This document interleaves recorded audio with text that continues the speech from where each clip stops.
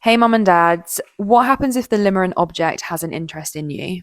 I'm going to answer Are this you one, going to Ishla. start that I'm going to one? start this one. David's Yeah, going to start because this one. I think that this is something I've seen quite often. And it very much depends on if you and the limerent object are available for a Yeah. relationship. And are not in other Yeah, committed if you're not in relationships. other committed Yeah. relationships, then absolutely fine. Go for Yeah. it. Try it. Although a relationship starting out of limerence is never perhaps the best way to start a It's not the relationship. healthiest It's not the start. healthiest way. And it was probably how I started with you. And we certainly went through decades of ups and downs until I sorted my shit out.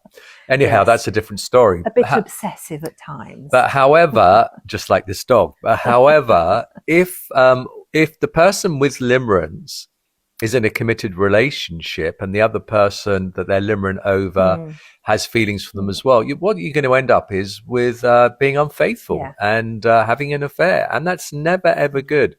So I think if you're limerent over somebody and you're in a committed relationship, as I was when we were married, or we still are married, but I mean, but when I got my limerence, I had to work through it. I mean, running off with a limerent object wasn't a feasible thing. Wasn't an option. And what it wasn't, well, I don't know. But had it been an option, we wouldn't be sitting here now probably, and it would have been very messy.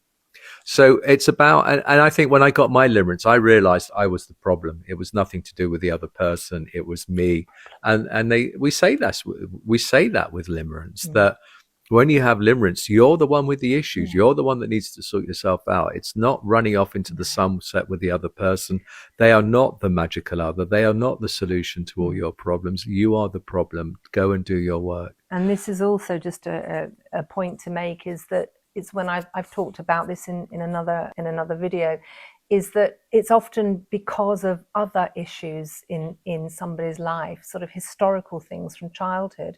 And there's a massive predisposition that if you've had a troubled childhood or lots of issues in your childhood, that you are more likely, not definitely, but more likely to get limerence than somebody who's had lesser issues in their childhood.